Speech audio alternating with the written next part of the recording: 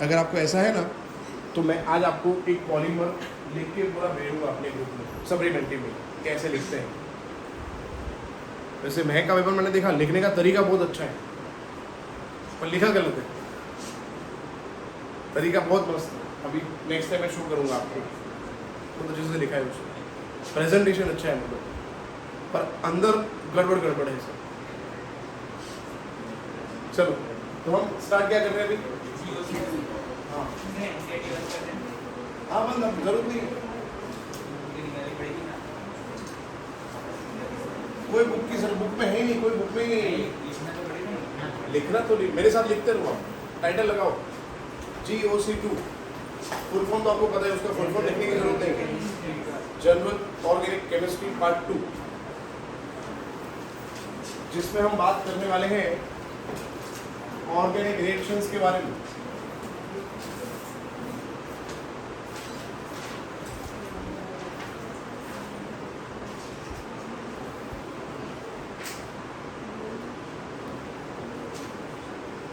Reaction तो ठीक ही है, केमिकल रिएक्शन तो ठीक है, बट इन पर्टिकुलर हम केमिकल रिएक्शन के अंदर भी ऑर्गेनिक केमिस्ट्री में ही जो रिएक्शन होंगे वही पढ़ने वाले हैं।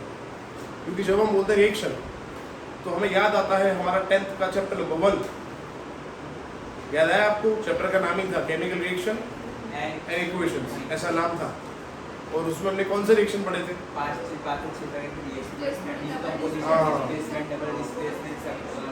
कॉम्बिनेशन, ऐसा पढ़ा था। एग्जैक्टली, गुड, वेरी गुड, बहुत बढ़िया। बट बेटा वो सब रिएक्शन है ना, वो इन जनरल रिएक्शन था, मतलब वो इनऑर्गेनिक के भी थे, ऑर्गेनिक के भी थे, फिजिकल में भी जो हम इंडस्ट्री में पढ़ते हैं वो सब थे। अभी हम इन पर्टिकुलर बात कर रहे हैं कि कार्बन के अंदर कौन से रिएक्शन होंगे। समझे आप? ऐसा कंपाउंड, ऐसा रिएक्शन जिसमें रिएक्टेंट के अंदर कंपलसरी कार्बन होना चाहिए। तो इसीलिए तो हम बात कर रहे हैं रिएक्शन के आगे मैंने क्या लिखा है? ऑर्गेनिक, इसीलिए ऑर्गेनिक रिएक्शन पढ़ रहे हैं। तो ऑर्गेनिक रिएक्शन सबसे पहला टाइप जो है वो है एडिशन। ऑर्गेनिक केमिस्ट्री में सबसे पहला टाइप है रिएक्शन का एडिशन रिएक्शन, ठीक है। दूसरा टाइप है सब्स्टिट्यूशन।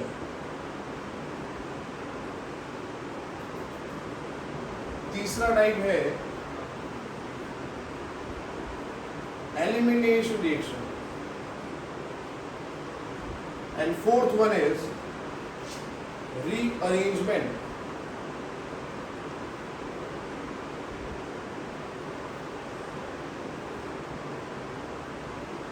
तो पहला हमारा काम है हम याद कर लें कि पार्ट 2 की बुक के अंदर, 12th में पार्ट 2 की बुक के अंदर कोई रिएक्शन हम पढ़ेंगे तो हमें हमारे दिमाग में 4 ही ऑप्शन हमारे पास है कि या तो ये होगा, या तो ये होगा, या तो ये होगा, या तो ये होगा, और कोई वर्ड लिखा ही नहीं होगा रिएक्शन में, इसमें से ही कोई वर्ड लिखा होगा। समझ आ गया बेटा आपको? और हम पढ़ेंगे तो आपको पता चल जाएगा कि ये फंक्शनल ग्रुप में यही रिएक्शन होगा। पर इनिशियली अभी याद रखना, पार्ट 2 की बुक में कोई रिएक्शन है उसको आप मत बोलना कॉम्बिनेशन, फिर आपने जो टेम्परेचर बोले थे वो नाम मत बोलना, डिस्प्लेसमेंट, डबल, वो नहीं होगा। इसमें से होगा एडिशन होगा, या फिर सब्स्टिट्यूशन होगा, या फिर एलिमिनेशन होगा, या फिर एग्जैक्टली। और बेटा बिलीव मी, ये है ना, आप रिएक्शन देख के अभी बता सकते हैं। ये पढ़ने की भी मतलब रिएक्शन लिखा होगा तो आप बोल दोगे कि क्या हो रहा है इसमें, क्योंकि बहुत सिंपल है। देखो वर्ड ही एक्सप्लेनेशन है इसका। एडिशन का मतलब क्या हुआ? ऐड होना, बहुत सिंपल है, समझे आप? सब्स्टिट्यूशन का मतलब एक एटम या ग्रुप निकल जाएगा, उसकी जगह दूसरा एटम या ग्रुप आ जाएगा। सब्स्टिट्यूशन जनरल वर्ड है ये, शायद सब्स्टिट्यूट होना, एक को निकाल के दूसरा ऐड कर देना उसकी जगह पे, दैट इज सब्स्टिट्यूशन। बहुत सिंपल है। अच्छा, हर एक शो में ये होता है, हर एक शो में होता है, डांस शो में होता है, हर एक रियलिटी शो में एलिमिनेशन राउंड होता है। निकाल देना, उखाड़ के फेंक देना, गेट आउट बोल देना, इंसल्ट कर देना, एलिमिनेट कर देना। Wow, yes. एंड हाँ, तो स्ट्रक्चर के अंदर अंदर कुछ रीअरेंज करेंगे, कुछ एलिमिनेट नहीं करना, कुछ सब्स्टिट्यूट नहीं करना, कुछ ऐड नहीं करना, रीअरेंज करना है। तो वर्ड ही सेल्फ एक्सप्लेनरी, आप खुद वर्ड देख के समझ जाओगे, ठीक है। चलो अब देखते हैं एडिशन रिएक्शन क्या होता है। सबसे पहले हमें ये बेटा पता है कि केमिकल रिएक्शन जो होता है उसको प्रेजेंट करने का एक सिंपल तरीका ये है। यू ऑल नो दैट कि केमिकल रिएक्शन का मतलब R कन्वर्ट होगा P में। Now what is R over here? Reactant. And what is P? बहुत सिंपल है, आपको पता है। अच्छा, रिएक्टेंट कितने टाइप के होते हैं बेटा? Very good. कौन कौन से? वेरी गुड, बहुत बढ़िया। जिनको पता है वेरी गुड, नहीं पता बेटा याद करो। रिएक्टेंट का सबसे पहला टाइप है सबस्ट्रेट और दूसरा है एग्जैक्टली। चलो, तो रिएक्शन जब लिखेंगे ना तो हमें पता होना चाहिए कि यहाँ पे सबस्ट्रेट कौन है और एग्जैक्टली। और रिएजेंट फिक्स है। रिएजेंट कितने ही होते हैं? रिएजेंट ऑलवेज फिक्स होते हैं। या तो रिएजेंट इलेक्ट्रोफाइल होगा या तो न्यूक्लियोफाइल होगा। Very good. तो व्हाट इज रिएजेंट? रिएक्टेंट मतलब रिएजेंट कौन है? Which is responsible for a chemical reaction। इसकी वजह से रिएक्शन होगा।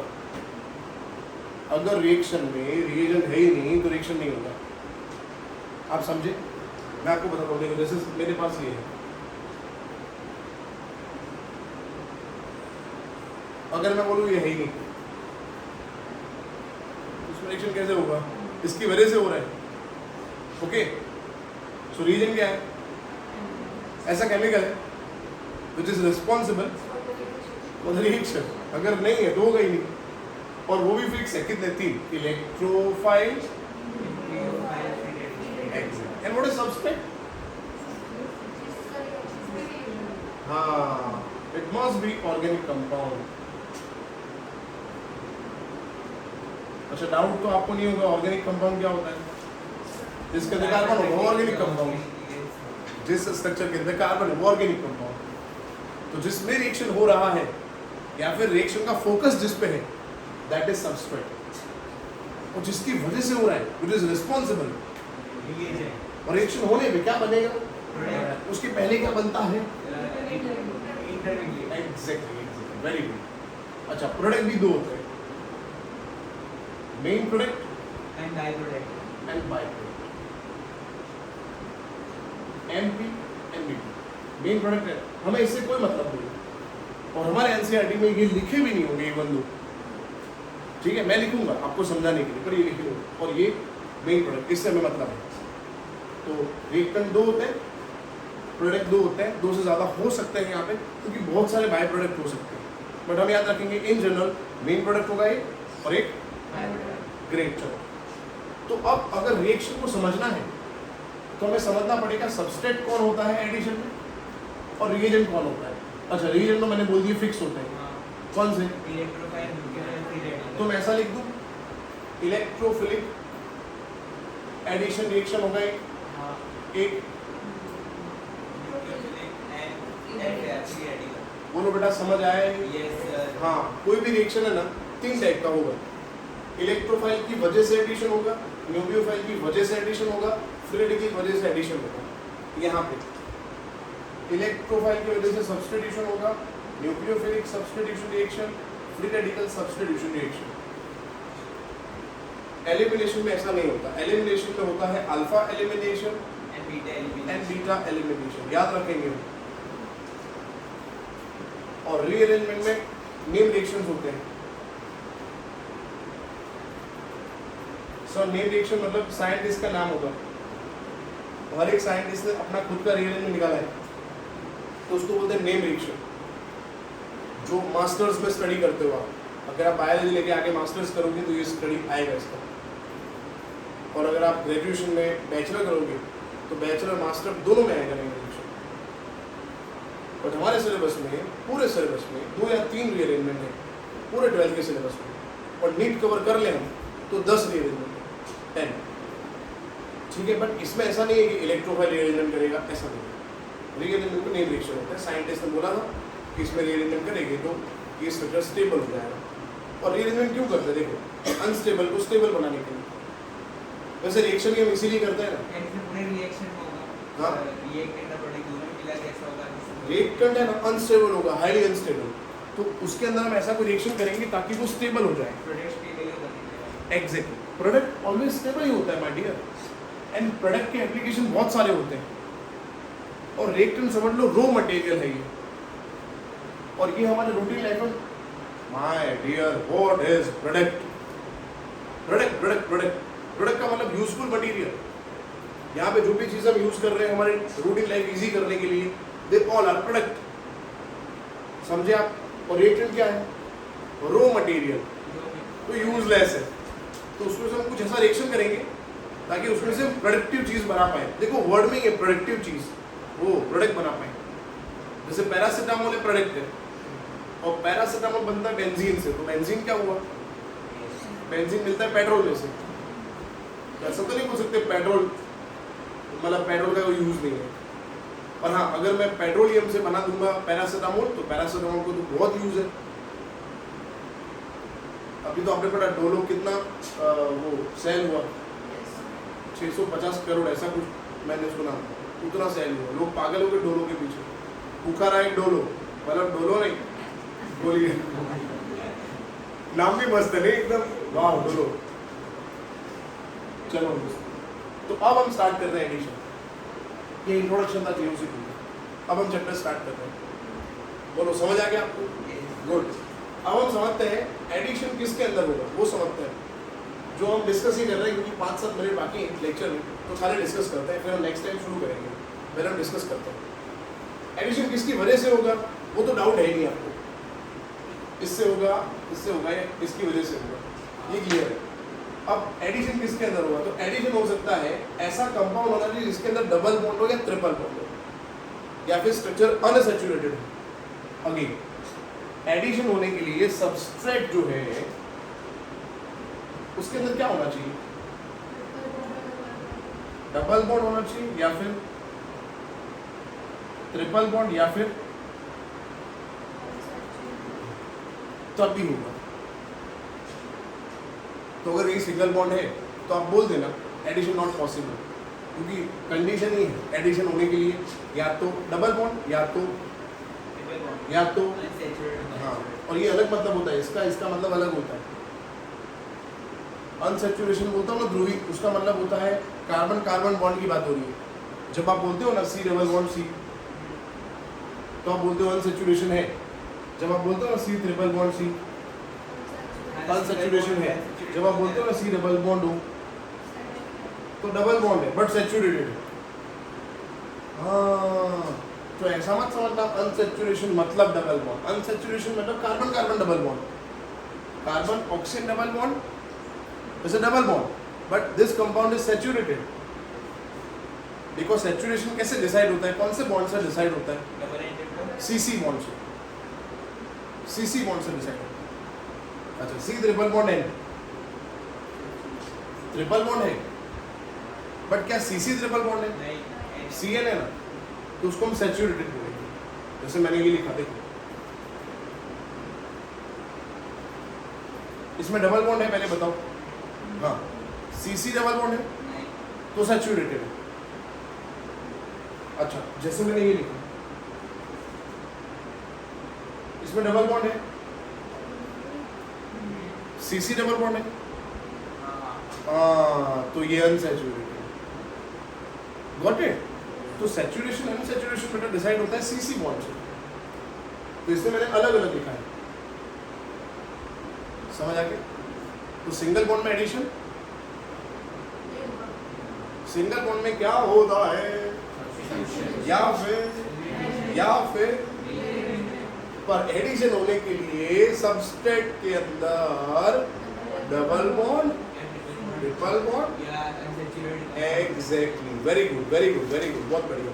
तो ये नॉलेज के लिए, मैं आराम से आपको नेक्स्ट टाइम सब डेफिनेशन वगैरह लिखवाऊंगा, पहले नॉलेज के लिए याद करो कि एडिशन होने के लिए। हाँ चलो, तो मैं पूछता हूँ आपको, क्या अल्केन में एडिशन हो सकता है? अल्केन में क्यों? सिंगल बॉन्ड है, कैसे होगा? तो अल्केन में क्या क्या हो सकता है? ये सब हो सकता है, होगा कि नहीं बाद में देखेंगे, पर ये हो सकता है, ये तो नहीं हो सकता।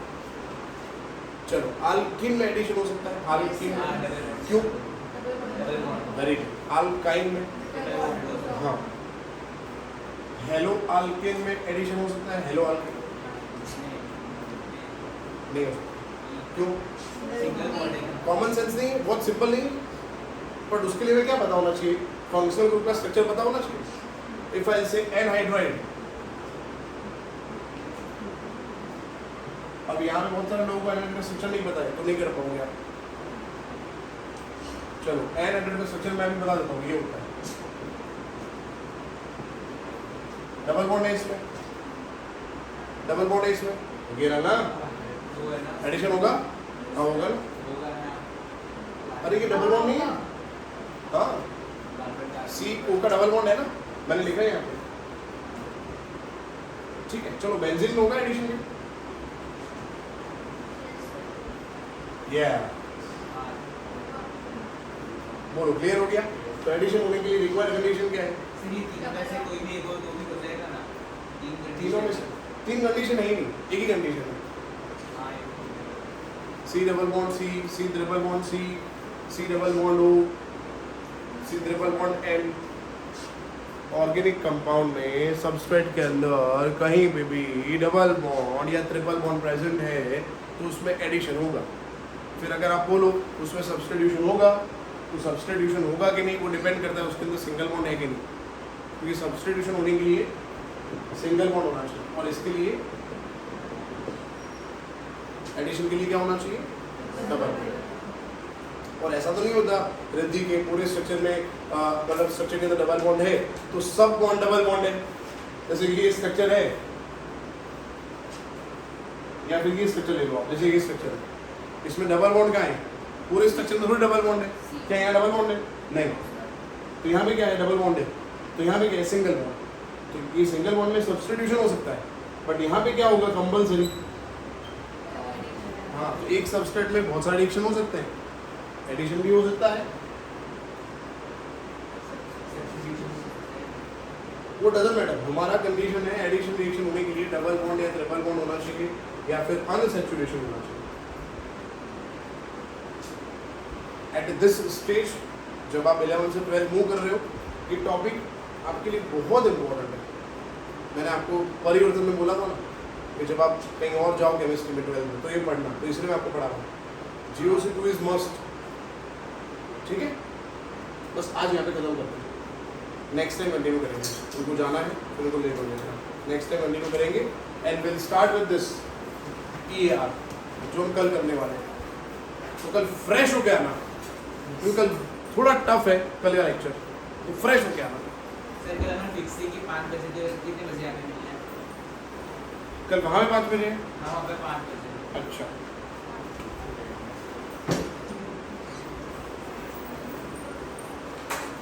3:30 ओके सर, तो हम 3:20 से पहुँच जाएंगे। 3:20 पक्का।